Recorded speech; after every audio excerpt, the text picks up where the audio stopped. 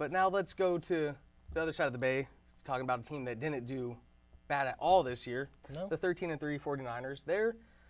They got their stadium approved for their move to Santa Clara, and it's actually planning to be ahead of schedule. They're about 6 months ahead of schedule, which means they plan on playing 49er football in Santa Clara by 2014. That's it's good for them. I mean, they proved that they kind of deserve the stadium after the way they played this year. Well, I think 5 Super Bowls, you deserve a new stadium. Yeah, but I mean, it's also the iconicness. They played there for so long, and Yeah, it's almost bittersweet. Like Candlestick is crappy, but it's Candlestick. Some of the best moments in football have happened there. Mm-hmm. Now it's time to make some new moments in Santa Clara. A lot of people are opposed about it because they're out of San Francisco, but you look at teams, the Giants and Jets play in New Jersey, so it's not that big of a deal. Exactly. It's not like they're going to be the Santa Clara 49ers or anything. I mean, they don't have, cowboy money to spend $1 billion on a stadium, but I mean, $1 billion on a stadium and then do horrible. I mean, yeah. So I mean, I don't think the Niners will do horrible next year. I've said, it's hard to top 13-3, but it's definitely going to be something to talk about again come draft time, come free agency. But now, Randy Moss, former Raider, he's deciding that he wants to come out of retirement. Like, what are your thoughts on that? There's been a lot of knocks on Randy Moss the last 5 or 6 years since the Oakland, fiasco. People have questioned, whether or not he even wants to play. And in a report that he, did, he said, he had family problems, and his family problems are done now, and he's ready to get back to playing football. And good for him. If he really, Randy Moss is one of the greatest receivers you'll ever see in your life. Yes. So, his rookie year, he had 17 touchdowns. Yeah. Your desire for football, if you're a player like him, he's going to be a first ballot Hall of Famer. Mm-hmm. People say, Terrell Owens, he might be, but no, Randy Moss he's in the top 5 in every category. He's a first ballot Hall of Famer in my eyes. So where do you think would be a good fit for him if he were to come back? Honestly, I'm gonna go and say the Patriots. They were the team that really got the most out of Moss in his later years. Yeah, they did trade him, for a 5th-round pick to the Vikings. I don't know, really, that was really confusing. But, he even said he wanted to go back to New England. So I believe that him going to New England would probably be the best fit. What about you? I'm thinking the Saints because they got a couple of their big-name receivers are free agents. That's true.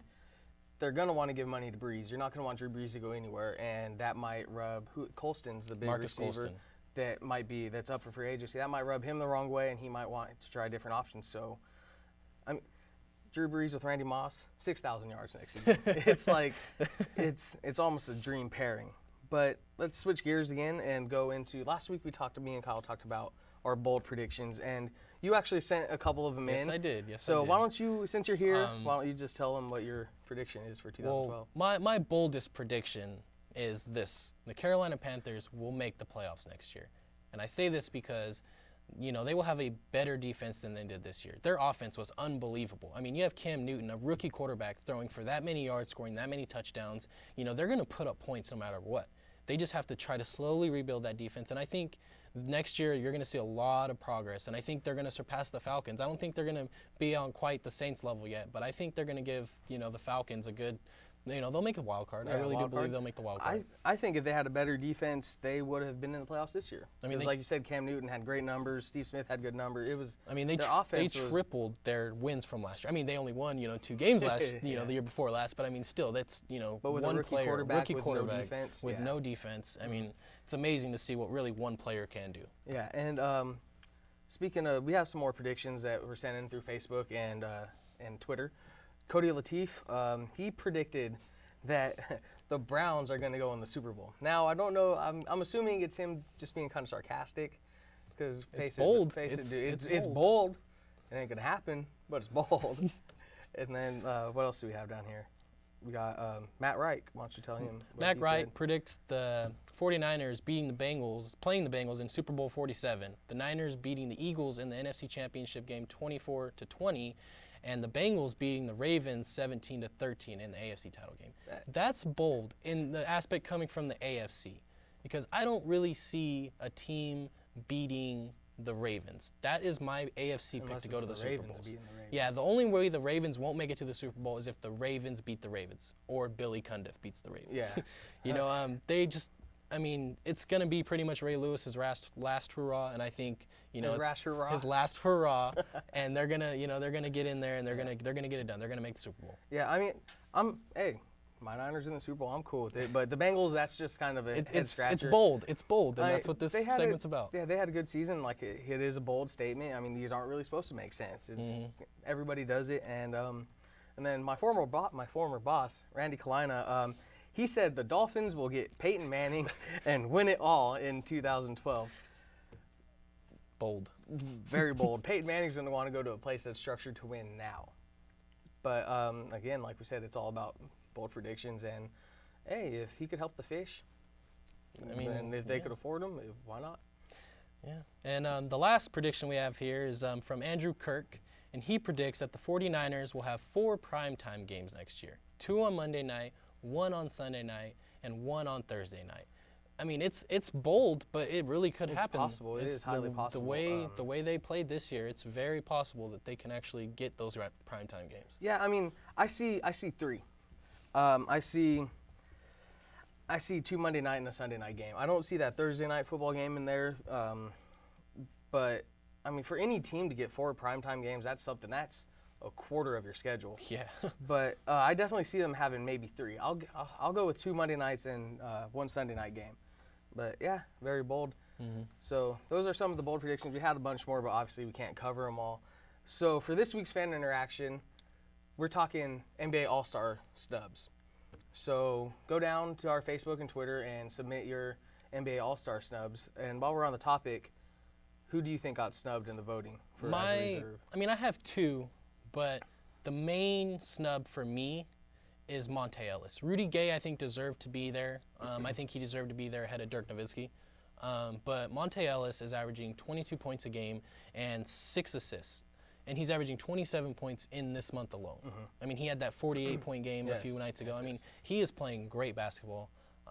But, you know, like, if you look at the Western roster, they have a lot of guards.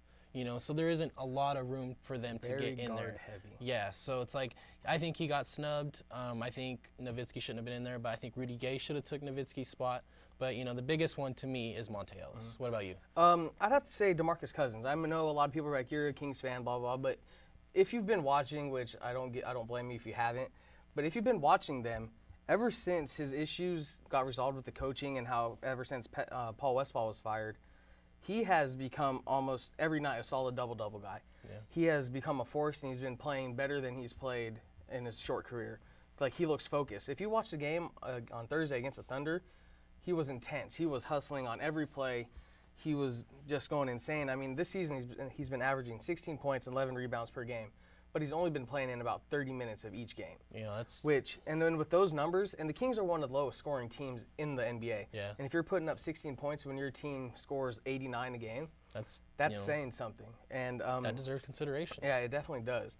But again, the NBA, it's a popularity contest. We talked about earlier. The West starting 5 is all Lakers and Clippers, which, I mean, you can't really blame them, but some of them, I mean, it is what it is. But those are our snubs. And so, like I said, submit it to Facebook or our Twitter, and we'll talk about it next week. But that's pretty much going to wrap it up for us on the show. Yeah. One last thing, for any of you guys looking for jobs, the Modesto Nuts are hiring right now, which is a big thing in this area. So if you go down to John Thurman Field, fill out an application by the 27th of February, you might get a job. I know they're going to be looking for concessions, waitresses. Pretty much everything. Everything except for like front office production and promos, because those are all taken care of by the front office. But if you want to go out there, I mean, it's baseball. You get paid. You work a lot because there's 70 home games. So I mean, it's a blast to be there. It really is. You go to the ballpark, and it's always fun to be there. Yeah, I worked there last year, and I plan on working there again this year. And it's definitely a fun place to work, and it looks good on a resume. There you go. Because they might be the Modesto Nuts, but they're still a professional sports team Haven't the Colorado Rockies. Haven't they won Association of the Year? 2 years in a row. Yeah. Cal League Organization of the Year, and it's my personal, and it's my mission to get 3 this year. So So yeah, that's that. And I'd just like to say thank you, Cory, for coming in and filling in with Kyle Thanks for today. having me. Thank you for having me. No, thanks for taking your time out of the day. I mean, it was easy because we do this all the time, anyways. So I'm Sean. I'm Sean Sullivan. There goes my pen. It's over. They're over it. This is Cory Bates saying thank you and join us next week. Happy Valentine's Day. Oh, that too.